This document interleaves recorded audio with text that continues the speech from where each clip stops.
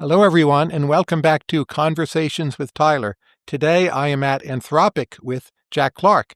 As you may know, there is now an Anthropic Economic Index, which is measuring the effect of advanced AI on the U.S. economy. There are two associated reports as of March 2025, and soon more to come. Jack, of course, is the co-founder of Anthropic. Before that was the policy director at OpenAI, a reporter at Bloomberg, and originally has his background in the humanities, and he comes from Brighton, England. Jack, welcome. Well, thanks for having me, Tyler. Pleasure to be here.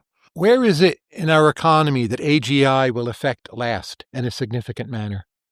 Oh, I'd hazard a guess that it's going to be things that are the trades and the most artisanal parts of them. So you might think of trades as having things like electricians or plumbing or also things like gardening. But I think within those, you get certain high status, high skill parts where people want to use a certain tradesman, not just because of their skill, but because of their notoriety and sometimes an aesthetic quality. I think that my take might be gardening, actually. And they won't use AGI to help design the garden, or just the human front will never disappear? I think the human front will never disappear, and people will purchase certain things because of the taste of the person, even if that taste looks like certain types of modern art production where the artist actually backs on to thousands of people that work for them, and they're more orchestrating it. And how about in the more desk-bound part of the service sector? Where will it come last? Come last? Ooh, good question. I think that on this, there are certain types of desk-bound work that just require talking to other people and getting to alignment or agreement. You might, if you count certain But it's types great of at doing sales, that already, right? It's a wonderful therapist. It is, but we don't send Claude to sell Claude yet. We send people to sell Claude. Even though Claude could probably generate the text to do the sales motion, people want to do commerce with other people. So I think that there'll be certain relationships which get mediated by people, and people will have a strong preference probably for deals that they make on behalf of their larger pools of capital, where the deals are done by human proxies for large automated organizations or pools of capital. Where will AGI encounter the strongest legal obstacles? I think a few years ago, it was encountering quite strong obstacles in the law itself, because lawyers tended to like being able to charge very high prices and had a dislike of things that could bid them down. But my less flippant answer is probably big chunks of healthcare, because it's bound up in certain things around how we handle personal data, all of the standards around that. All of those standards are probably going to need to be changed in some form to make them amenable to being used by AI. And we've had a really hard time updating or changing data standards in general. But once you can put the AI on your own hard drive, which will be pretty soon, right? Yeah. Won't that all change? It will change in the form of gray market expertise, but not official expertise. I had a baby recently, and so whenever my baby bonks their head, while I'm dialing the advice nurse, I talk to Claude just to reassure myself that the baby isn't in trouble. I don't think we actually fully permit healthcare uses via our own terms of service. We don't recommend it because we're worried about all of the liability issues this contains. But I know through my revealed preference that I'm always going to want to use that. But I can't take that Claude assessment and give it to Kaiser Permanente. I actually have to talk through a human to get everything else to happen on the back end to work out if they need to prescribe my child something.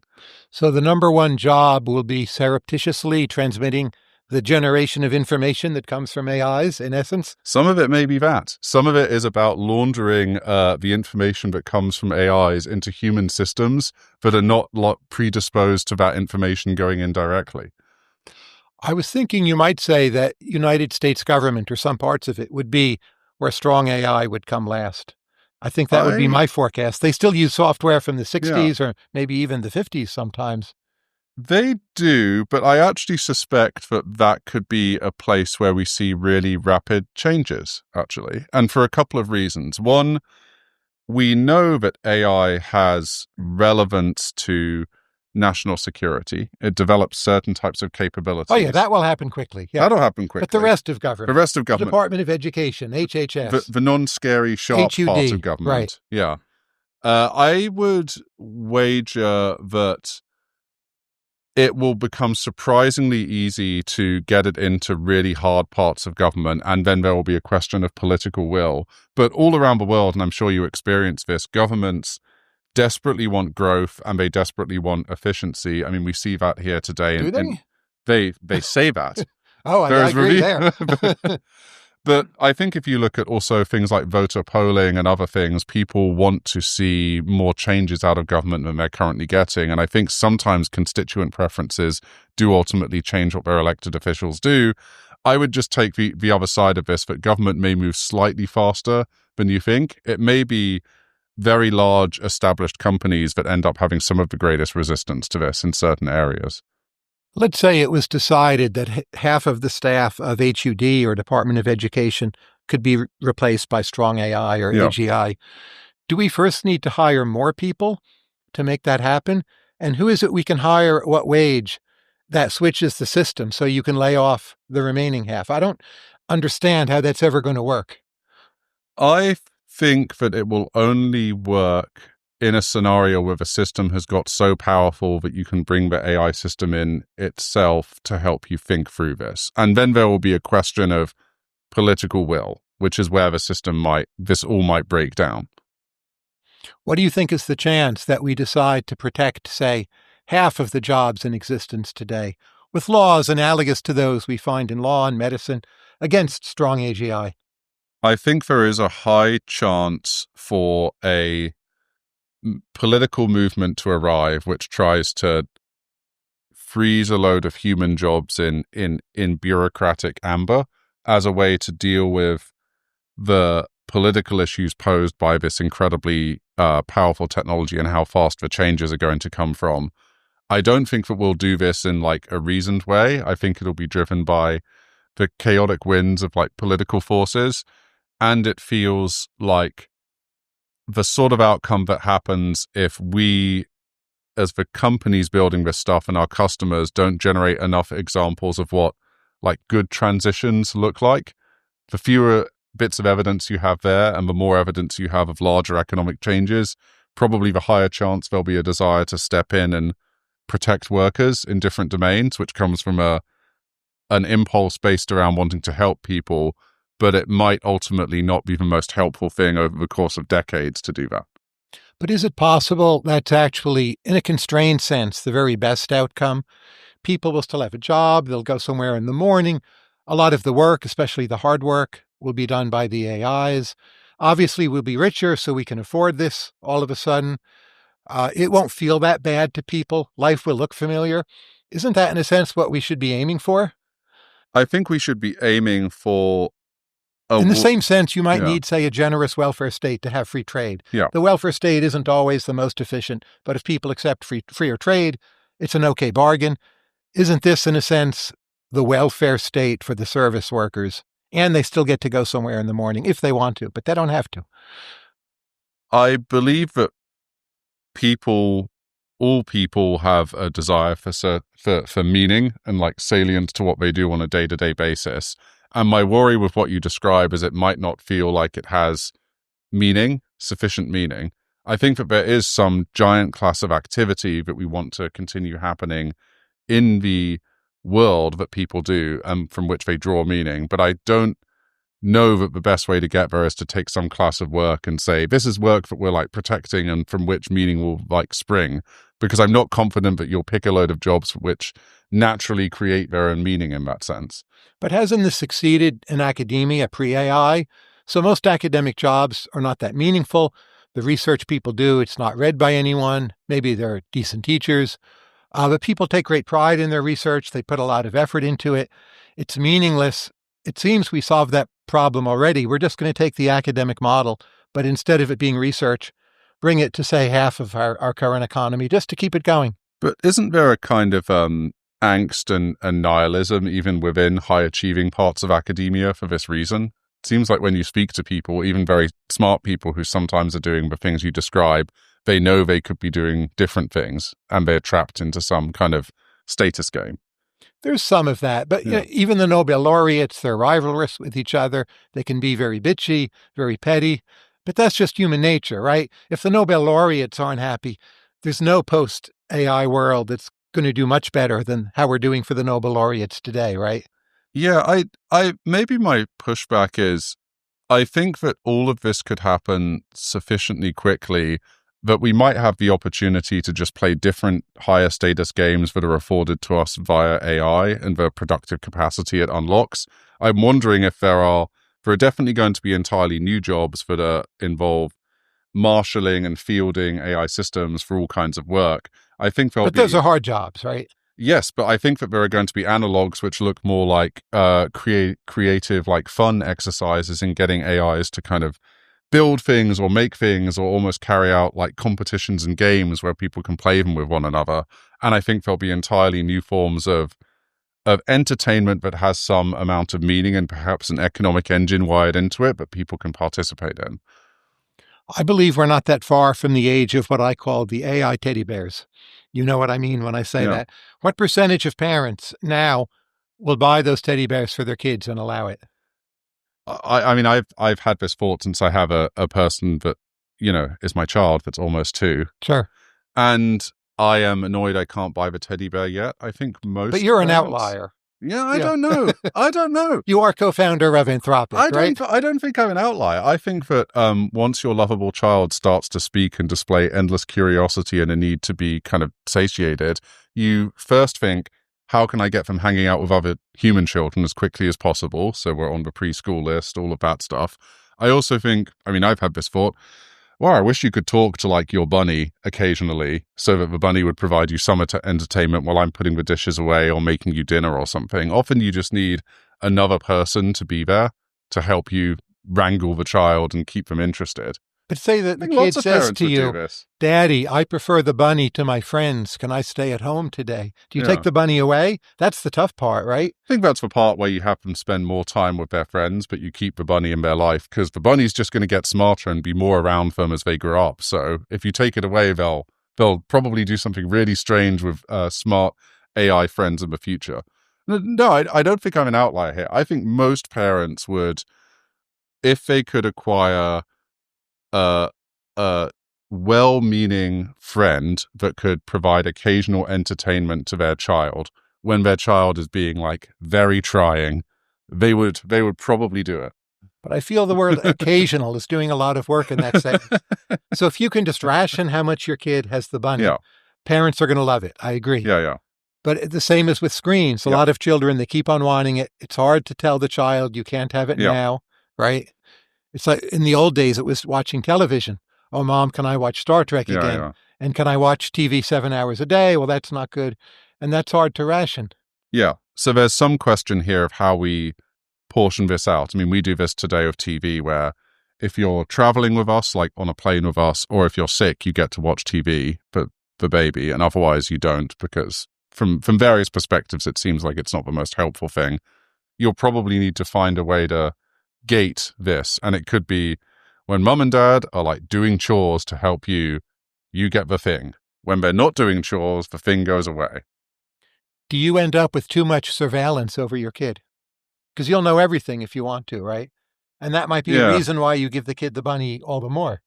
I think it comes down to frequency, which I mentioned, and also what you are and aren't allowed to know. I find surveillance puzzling. We have one of these smart webcams that we got, when the kids are early so that you just see that they're asleep and, if they're waking up, you work out if they're okay or not. And the main thing that meant is that when the baby like cries at night, sometimes we go in less than if we didn't have the camera. Because if we didn't have the camera, we'd have to go and check. And I think as a consequence, my baby tends to like sleep through the night a lot more because they don't get occasionally interrupted. Sometimes they wake and cry for a minute and just go back to sleep. So I think sometimes this stuff allows you to actually interfere less in a person's life if you know certain things about it. But say you have the hypothesis that so many like 7-year-olds, they talk to themselves, they say weird things. Mm-hmm. And the AI bunny is going to report back to you. Yeah. Your If the kid bunny said- says like your kid's saying strange stuff. But they all say strange stuff. I might have been chattering on him at the New York Mets at age 7, and it would have been perfectly harmless, but it may not have sounded that way. Yeah. You're going to need to create spaces for unmonitored creativity in people, actually the same as how we have an approach to AI research today. Like now AI systems can output their chains of thought, right? Which is the reasoning they use to come up with answers. And we've had this question at Anthropic of how much should we monitor the chains of thought?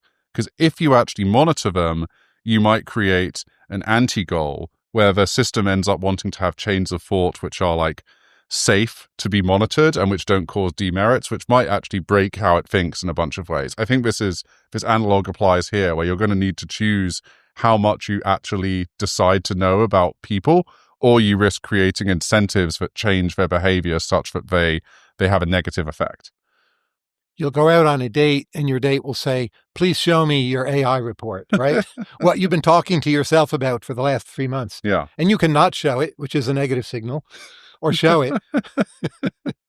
We all learn what other people are really like, and we just grow to accept that. Yeah, although if the person asked you to do that on the first date, it's fine. And if they ask on the second date, you probably shouldn't be dating that person, right? But even during the swipe, right? The AI, you're asked to upload it, and the AI just reads the other AI report, and the person never sees it. And it tells you when you should swipe in the correct way. I don't know. I don't know if that's so bad.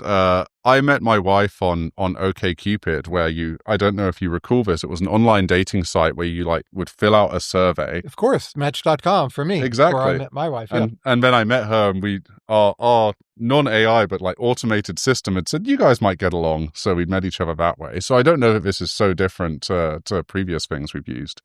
But that's information you're putting in voluntarily, right? As opposed to it watching you all the time. I just think that this is an area where we're going to figure out the new norms of this technology and what seems appropriate and not appropriate. And some of that is just going to be solved through the logic of business and other things through usage.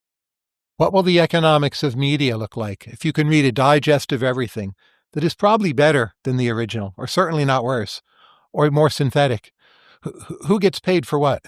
Yeah, I think that this is one of the toughest questions in front of us. As you know, I'm a former journalist, right? Yes. And so I grew up as a professional during the period when online ad market changes were altering the business model of journalism, because they were switching from what you might think of as value that you derive through quality, through subscriptions or people buying your stuff, to value that you derive from just large-scale attention, because that became a lot of the model for funding this stuff. And as a consequence, you saw the need to cross-subsidize journalists with journalists that got loads of eyeballs, and journalists like me who would write about databases got less eyeballs. So we were cross-subsidized by the people that wrote about Justin Bieber or what have you.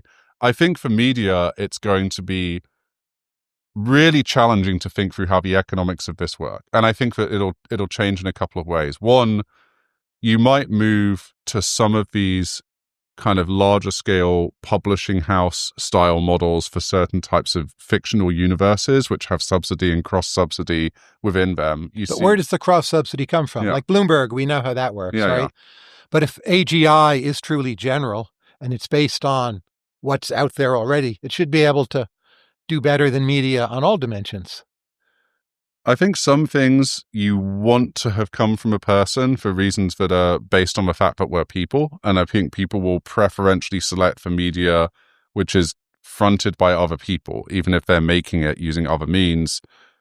I also think you want a kernel of humanity in a load of this stuff. And then there'll be another type of media which is maybe attached to these subscription models, which is just on-tap permutations of anything and everything. So there might be two markets that emerge.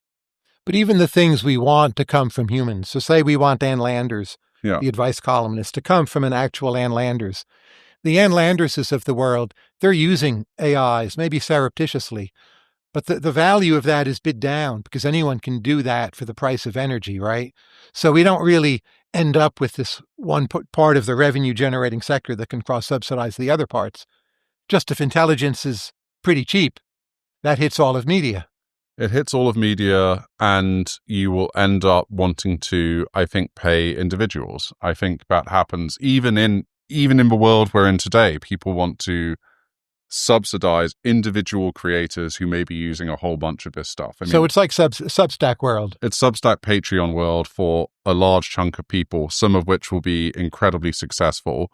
And then I think there's also going to be universe world for certain universes which are like very large and rich, which are being extended by AI systems. You mean like a Lord of the Rings universe? Yeah, or Warhammer 40K to show my nerd credentials, but both. But they'll publish fictional news, right? Yes.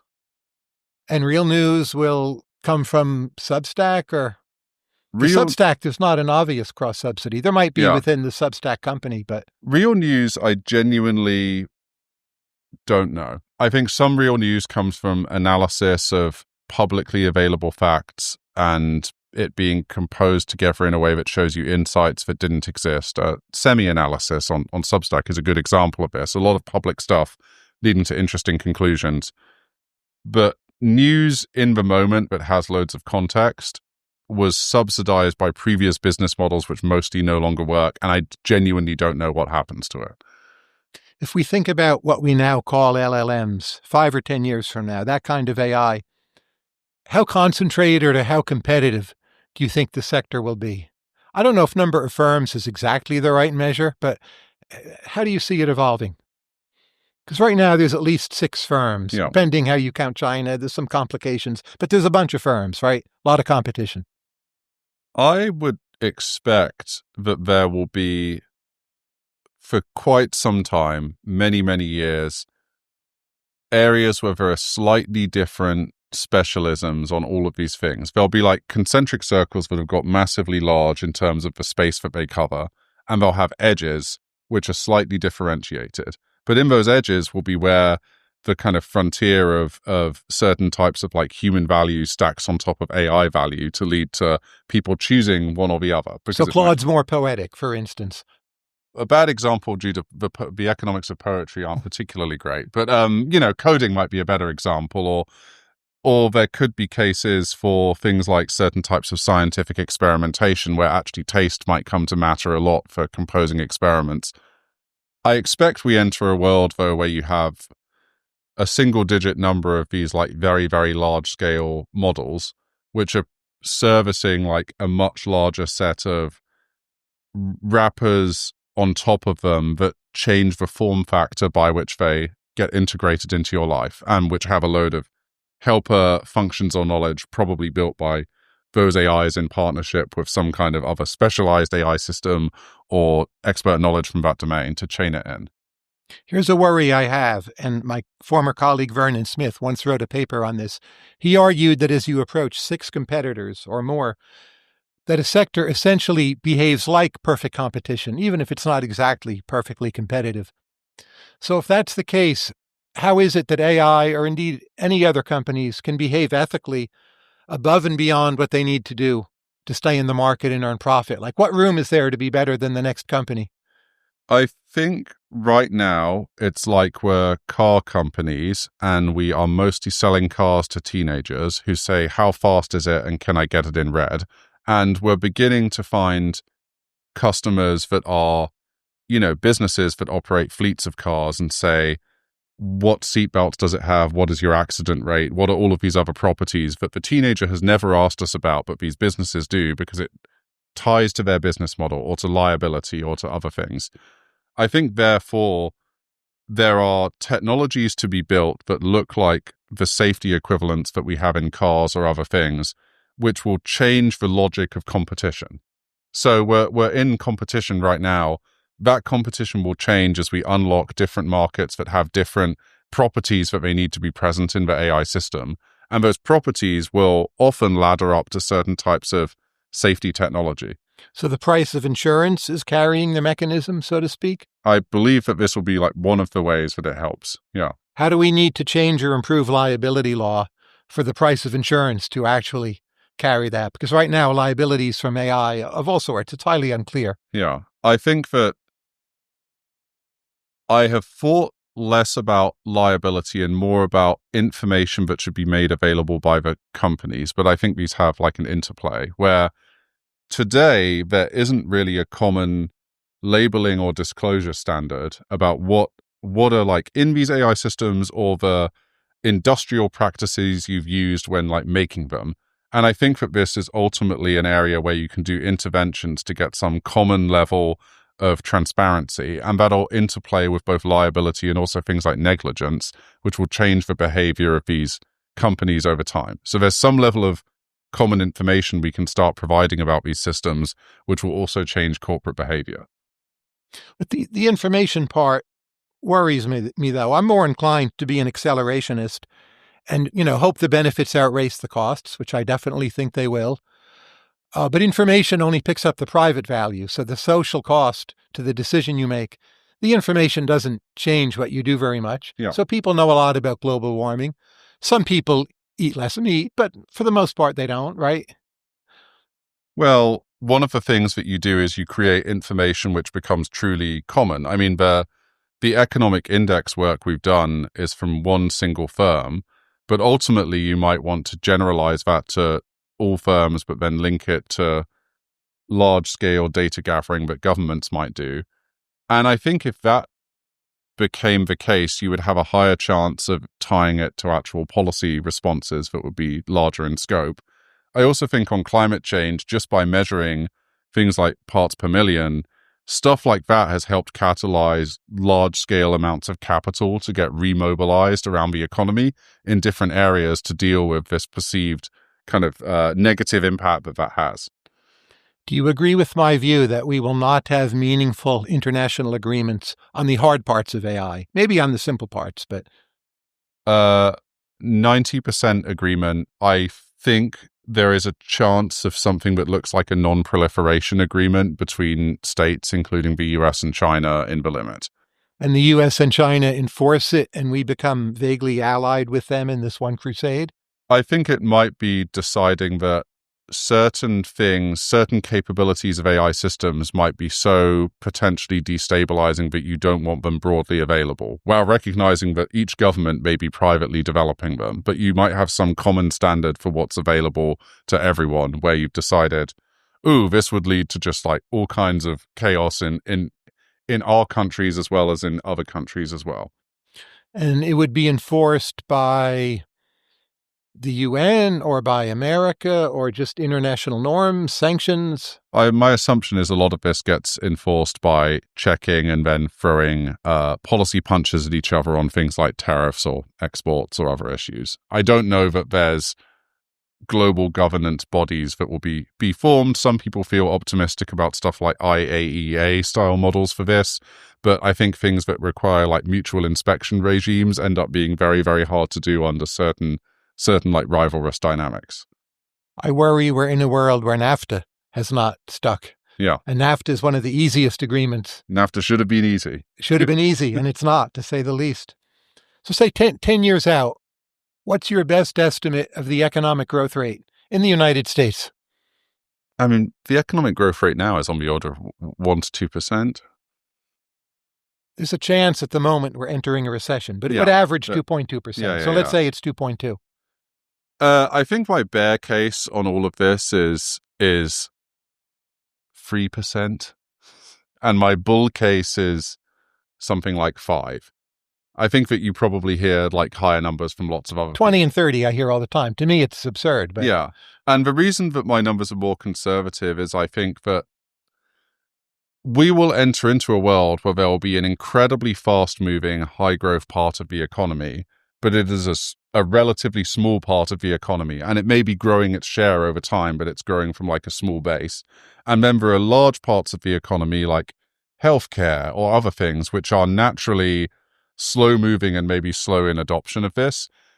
I think that the things that would make me wrong are if AI systems could meaningfully unlock productive capacity in the physical world at a really surprisingly high compounding growth rate, automating and building factories and things like this. But even then, I'm skeptical because every time the AI community has tried to cross the chasm from like the digital world to the real world, they've run into like 10,000 problems that they thought were paper cuts, but in some add up to you losing like all the blood in your body. And I think we've seen this with self-driving cars, where very, very promising growth rate and then an incredibly grinding, slow pace at getting it to scale I just read a paper 2 days ago about trying to train human-like hands on industrial robots using reinforcement learning.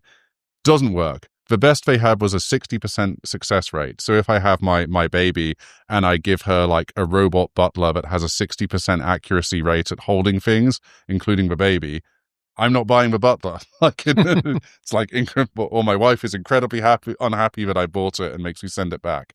So I think as a community, we tend to underestimate that. And I may be proved to be an unrealistic pessimist here. I think that's what many of my colleagues would say. But I think we overestimate the ease with which we get into the physical world. As I said in print, my best estimate is we get 0.5 percentage point of growth a year. 5% would be my upper bound. Yeah. What's your scenario where there's no growth improvement? Or if it's not yours, say there's a smart person somewhere in Anthropic, you don't agree with them, but what would they say?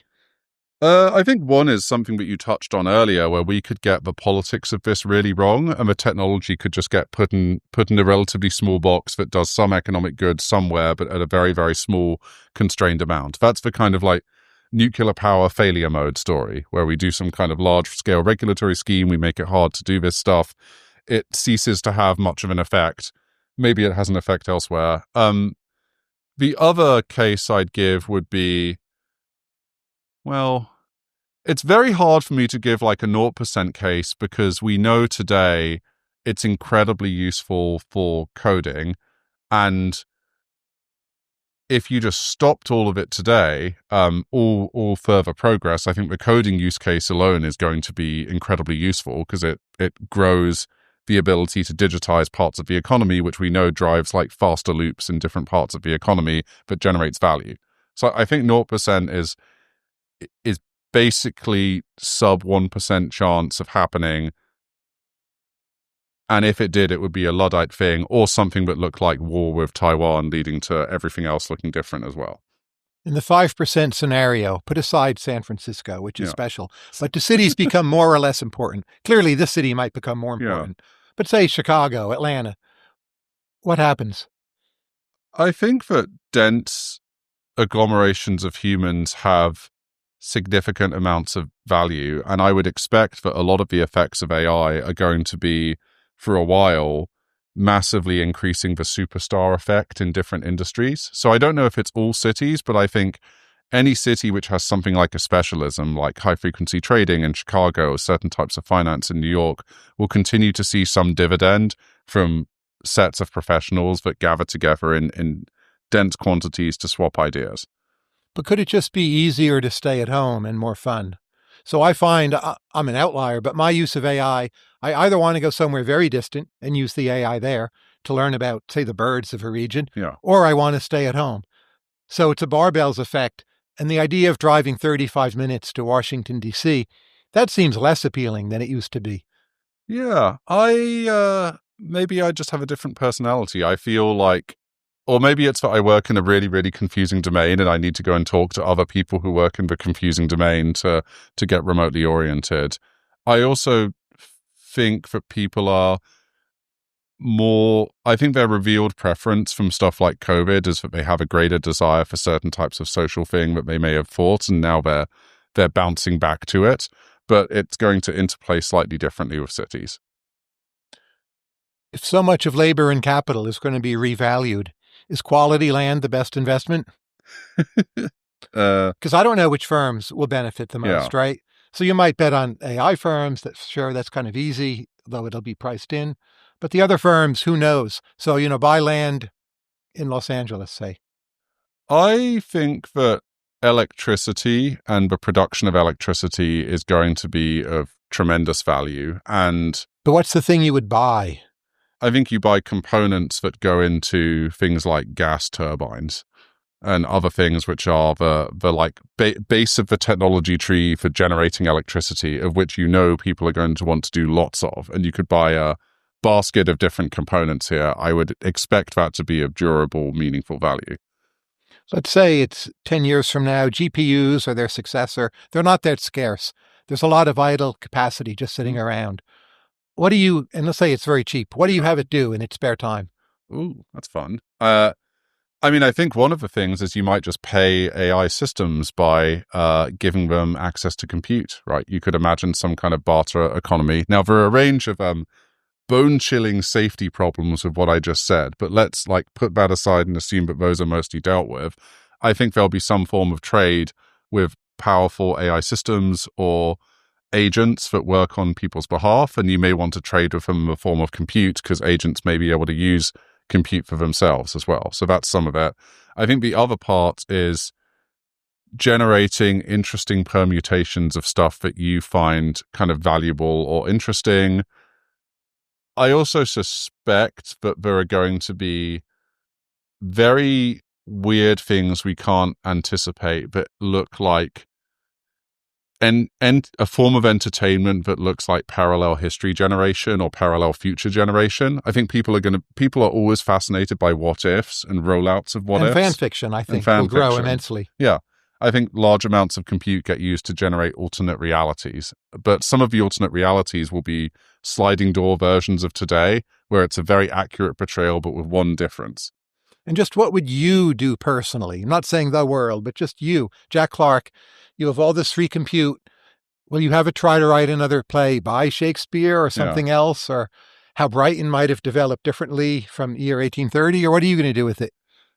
The thing which I currently do with Claude Code is I'm trying to write a really detailed, good paperclip factory simulator, partly because of the inherent comedy of it, but also because I find these very complex simulation games incredibly fun and engaging. And I also think there's a massive space in which you can create them, of which we've only created a tiny subset. And one of the things that we haven't ever really done is, because it's computationally so unbelievably expensive, is actually put AIs as agents inside the games. Really early attempts are actually Demis of DeepMind. Before he did DeepMind, he did a game called Black and White, which had actual very primitive reinforcement learning driven agents playing in the game. I think there's tons of stuff you can do there, which would be amazingly interesting. Speaking of agents, how should the law deal with agents that are not owned? Maybe they're generated in a way that's anonymously, or maybe a philanthropist builds them and then disavows ownership or sends them to a country where, in essence, there's not much law. And I'm not talking about terrorism. That's separate. But just someone sends an agent to Africa. 98% of what it does helps people. But as with every charity, some things go wrong, right? There's some problems. Can someone sue the agent, or how is it capitalized? Does it have a legal identity? I will partially contradict myself, where earlier I talked about maybe you're going to be paying agents. I think that the pressure of the world is towards agents having some level of independence or trading ability. But from a policy standpoint, I'm reminded of that early thing that IBM said, which was a computer cannot be accountable to a decision, only humans can. And I think it got at something quite important, where if you create agents that are wholly independent from people but are making decisions that affect people, you've introduced a really difficult problem for the policy and legal system to deal with. So I'm dodging your question because I don't have an answer to it. I think it's a big problem question. My guess is we should have law for the agents, and maybe the AIs write that law and they have their own system. I worry that if you trace it all back to humans, someone could sue Anthropic, 30 years from now. Oh, well, someone's agent was an offshoot of one of your systems. Well, it was mediated through Chinese manus, but that in turn may have been built upon things that you did. And I don't think you should be at all liable for that. So I see liability getting out of control in so many cases.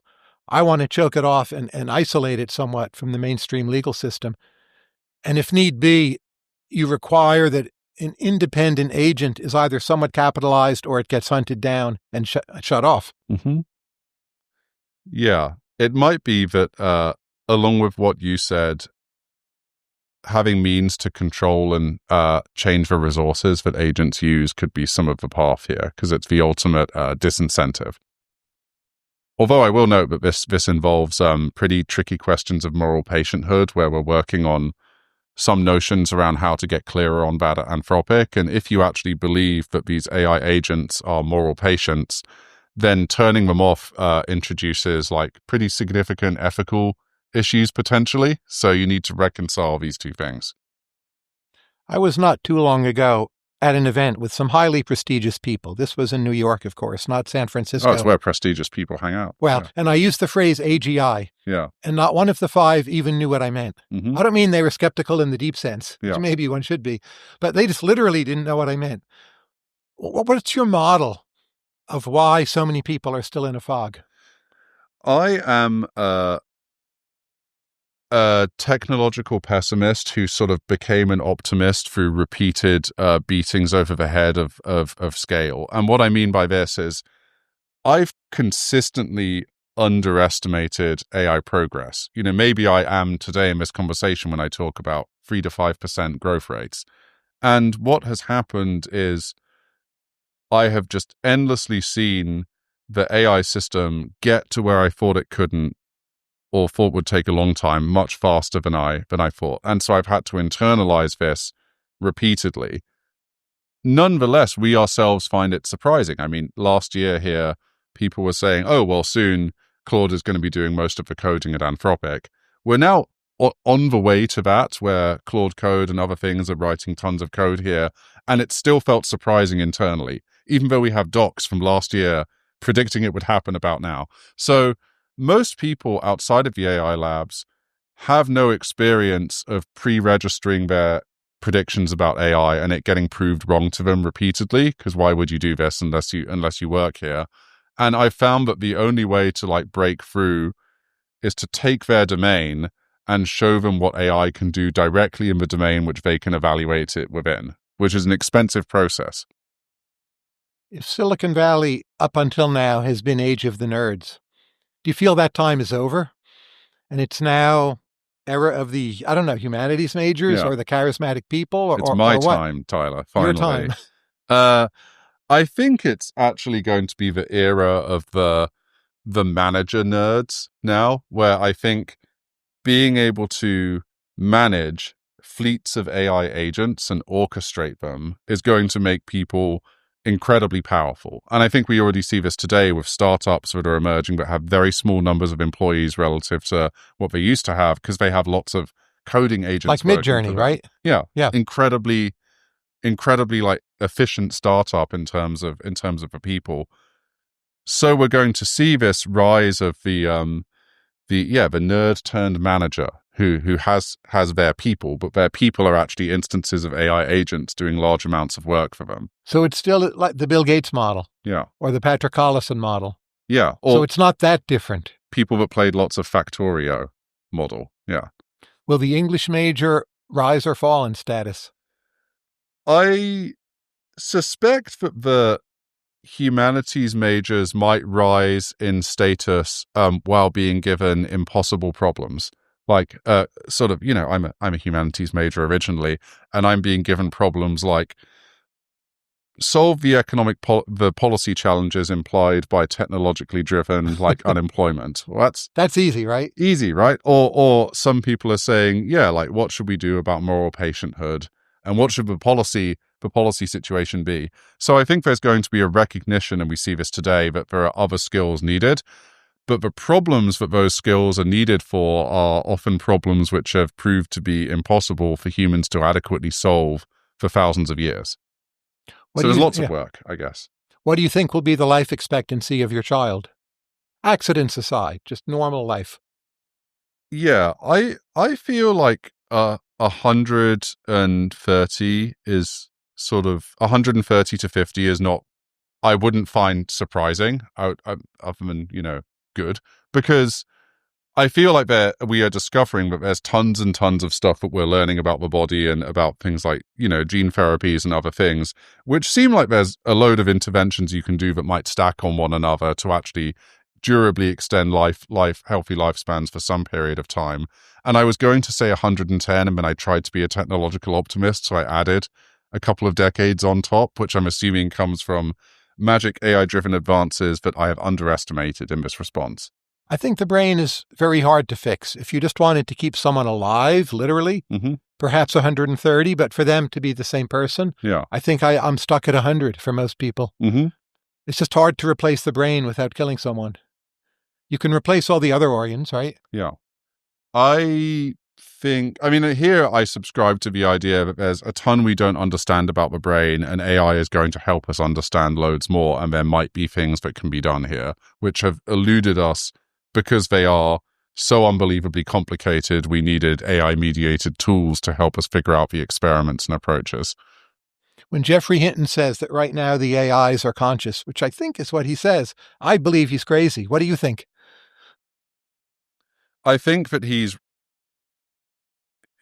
can be more polite than I am. That's fine. Well, no, how I would phrase this is that I agonize about this. And, you read my newsletter, I write fictional stories in it often, which are me grappling with this question. I worry that we are going to be bystanders to what in the future will seem like a great crime, which is something about these things being determined to be conscious and us taking actions which you think are bad to have taken against conscious entities. Internally, I say there's a difference between doing experiments on potatoes and on monkeys.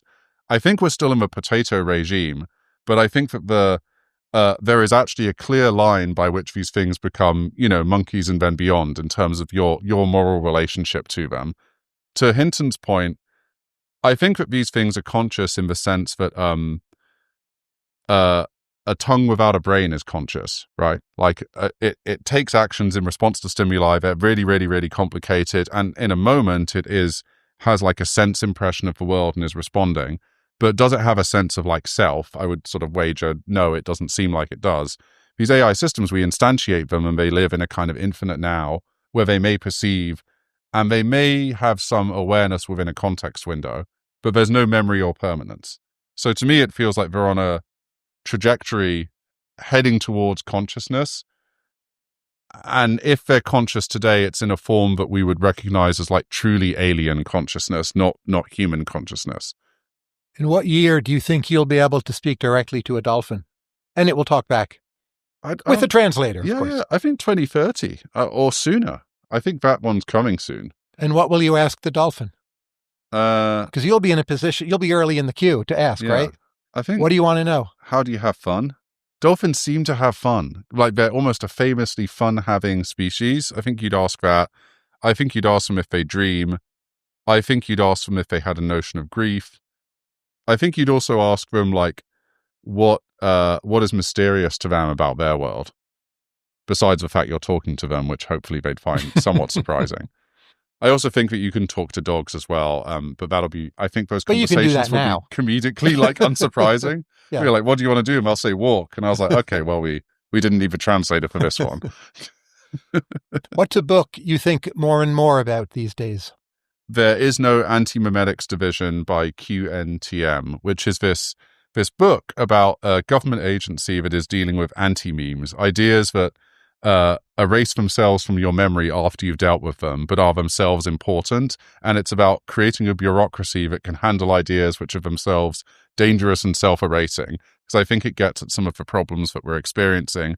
And the other book that I think about a lot and might be especially relevant to you is a historian and economist called Fernand Braudel wrote a book called Capitalism and Material Life. I love those. 3 volumes. They're incredible. Yeah. And I read it in university and I returned to it recently because it makes this point that you can look at how people's lives change through just the things they had available, like, cutlery or whatever, or basic tools. And I think about AI through that lens. How is AI going to actually change my material life? And it comes to why I'm skeptical about some of the more ambitious forms of change is the actual change in our day-to-day lives has been very, very, very slow, even with these advances. But if you read those books, it seems like the most significant things stem from changes in everyone's like material day-to-day. They're reissuing the anti-memetic book, by the way, yes, at a much higher price. But what would be an anti-meme today?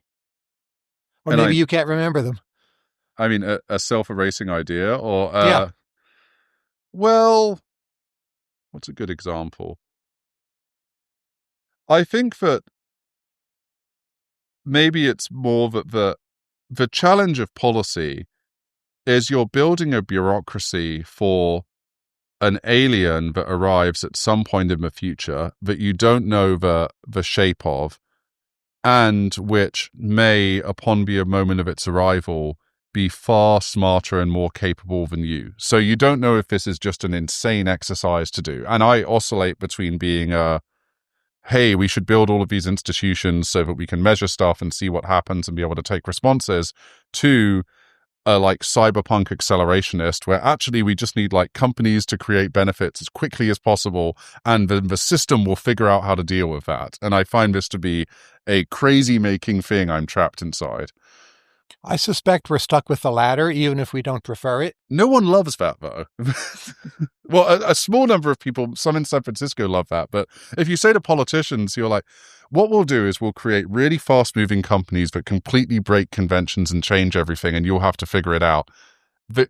It's a hard pill to swallow, and it may be what actually naturally happens. They say they don't love it, and I believe they're sincere, but they don't take quick action to be on the other course. So in that sense, they accept it. Yeah, by revealed preference, it's what they accept. But the system is not well geared Yeah. to respond in any case, right? Yeah, the system is a big, slow-moving cog, and we have a really fast-moving cog here, and we have none of the gears between them that translate the movement from one into the other. What will happen to a lot of national governments? So let's say I'm the government of Peru, and I turn my education system over to AIs, which are probably American, right? And then, well, my social security system, my national defense, just keep on adding to the stack. And all of a sudden, most of Peru is run by, in a sense, not run by, but American AI companies. So, I mean, what is the government of Peru in that scenario? What is the government of Peru in a world with Google and Facebook? Is it the same? Or They don't make better decisions in Peruvian government than the current Peruvian government. So Peruvian bureaucrats make Google things, but that's just added on top to the current Peruvian government. But if for all their decisions, or a lot of the big decisions, the kids are taught by AI, AI drones and detection systems, it's all AI, some of it's LLMs. What's the Peruvian part in there? We did some work on this called Collective Constitutional AI at Anthropic, where Claude has a constitution, and then we did this exercise of looking across America to find additional constitutional principles that might need to be included in it. And we looked for ones with high agreement and also ones with low agreement. I think governments will have some role of making sure that things reflect the normative preferences of their populations, which are going to continue to be varied, although perhaps AI means a certain homogenization takes place over time. But a lot of the role of government, I think, has always been to represent and encode the revealed values of a certain population. And I think that work is not going away. You're going to need to adapt these systems and inject certain values into them for the people that are using them and customers of them. A lot of that could be fig leaves, though. So maybe the AIs, they speak with Peruvian accents. There's the Peruvian flag on all the smartphones or their successor and devices. And then they go to the AI break room and take it all off or something. And just act like AIs and do the right thing. I mean, to me, it seems that world actually is better. I'm not sure people want it. But that's the world we're in now with, certain forms of capital and capitalism. You'll say stakeholder capitalism, and there'll be a very small amount of stuff like what you just described, and then the actual thing is just capital making decisions. Right. If Manus and DeepSeek are to some extent built upon American models, does that mean we've won the soft power war? That these models have a kind of soul, the soul of Claude, soul of GPT, and China, if it embraces them, I wouldn't say surrendering, but the CCP over time loses control? I think the former might be true and the latter is probably not true. So the former is the values of the most widely used systems will have some kind of cultural export effect. Just like media today, where so much of Hollywood defined a cultural imprint from which many, many other forms of media stemmed from. The same will be true of AI systems.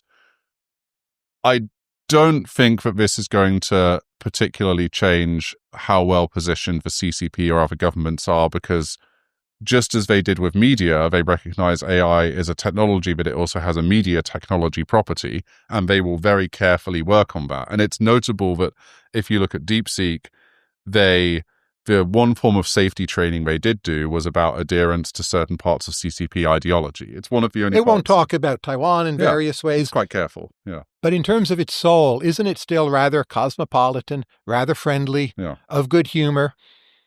And the CCP ends up imbibing that soul, and slowly but surely, a funny case where non-alignment is what you want. Yeah. The CCP, no longer being the smartest entity in China, in essence, is turning over the keys to the shop. I think that's a very positive vision, and I also think that it's something that it would be obvious to everyone, including people in the CCP today. So I sort of imagine that there is going to be a pushback against what you described and an attempt to create very powerful AI systems with radically different values. I think there's also a chance they just try to shut the whole thing down. Yeah. As they gave up on a navy much earlier in their history in China. Mm-hmm. Do you think there'll be many countries that just refuse? I mean, AI is a loosely defined term, but you know what? They just refuse AI and strong LLMs. I think there'll be a very small minority of countries that do this. I think that over time, most countries have been integrated into this kind of global capital system, partly through strong incentives, and they may have preferences that are different, but it hasn't often held. But it will be a much bigger change than just having smartphones, right? Some of this will appear as more minor than smartphones or as riders on top of the smartphone. I think that there might be countries that choose how fully to alter themselves or life around this technology. And there will be some countries where you get it as like an add-on or it's a tool you occasionally use, and other countries where you're much more immersed in it. How do you think about the aesthetics of the Anthropic office where we are right now? It looks a certain way. Why? Well, some of it is that we inherited it and it was slightly cheap, so it wasn't fully changed over. It partly reflects our kind of brand, which is oriented around trying to be, tasteful and thoughtful, and also not too flashy. There's a certain kind of cheerful blankness to it, which I quite like. I'm very sorry to any of our designers that may see this section of the podcast, but we have to keep it in the spirit of being epistemically honest. I think that one thing we do, though, is we chose to have these kind of human illustrations of our systems. And that was an early intentional choice. I and others looked at some of the earlier designs, and there were designs that were very tech-focused and also brand identities which involved like collage and other things. But we went for these kind of human drawings because we are going to forever be trying to describe an increasingly complicated world that we are also creating. And I think in the limit, like a lot of what Anthropic is actually going to be doing as a company is telling the story of what an increasingly automated AI Anthropic has done. So some of the brand like links through to what I think will ultimately be where we spend most of our time. For the ongoing AI revolution, what's the worst age to be? Ooh. So say the best age is just to have been born, if you're going to live to maybe 130. Yeah. And if you're very old and retired, it probably isn't going to make you any worse off. It'll help you in some ways. I feel like people who worked on AI for many years and are now in their 60s might be feeling very shortchanged because they were like, I loved this technology. I really wanted to make this technology real. The technology is now becoming real, and I'm going to like maybe miss some of the most interesting parts of it as it makes its way into the world. I think that could be kind of galling. But they can retire, right? Yeah. So say I'm 40 Yeah. and I did something upper middle class, but fairly routine. It feels a bit old to easily retrain. My guess is people who are 40 are the worst off in relative terms, even though they might live longer. You could be right. I also think that there's some chance that the worst age to be is to maybe be 10 or so, because you are now computer literate, you're sophisticated, you're going into an education system that is needing to react to this technology. You will be using the technology in a way completely different to your education system, and it might just feel violently confusing. That could also be, I see, being a really difficult time. Let's say you're flown into Washington. Put aside any idiosyncrasies of the current administration, and you're asked for advice. What do we do with these government agencies to get them ready for AGI? What do you tell them? One of the things is just try to deploy AI right now and discover all of the things that makes it incredibly difficult, and then sort of. But what does deploy AI mean? So people are reluctant to send legal queries to Anthropic, to Yeah. OpenAI. So they're not going to do that just yet, even if it might make sense. What should they actually do now? Well, concretely, it's you work back from what does it take to get it on every single computer of every single person, and then you discover some of the concerns. Some of the concerns might be like, where does the data go, or other things. Well, then you work out if that's a problem you care about or not. If you don't care about it, you ignore the problem and consciously do. If you do care about it, you turn that into like a very small number of prescriptions that the companies need to follow, but you need to attach that probably to a market signal. Or you do a project of trying to take some of the open weight models, some of which are very good, and just get them on computers. And then once they're on computers, you can work out, hey, maybe we want to buy this. What are the requirements? But I think you start from the most ambitious possible goal, which is it being available to every single person, and you work back from that. Is the UK going to become an important AI hub? I hope so. But will they? And what should they do? I think they have a chance of it. We have a memorandum of understanding with the UK government, which we signed, which is about trying to see if we can find ways this can be helpful. I think the onus is really on governments to figure out where they're willing to take like big swings. The UK has digitized huge amounts of its data. It also has gov.uk, which is a similar almost to like Estonia, a highly digitized front end to many different UK government services. That's the kind of thing where surely AI can be used to make a difference. So try and use it.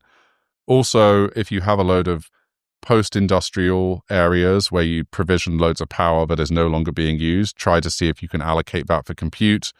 I think thinking about the economics of this is important. I feel like the economics of inference are going to become important, and there might be something we want to think about on taxing inference differently according to where it happens that could present an opportunity as well. Will it be cost effective for Singapore to build its own quality AI systems? Because they have money, but they're small, right? It'll be cost effective for Singapore to build things that make large scale AI systems built by outside of Singapore work in a Singaporean context.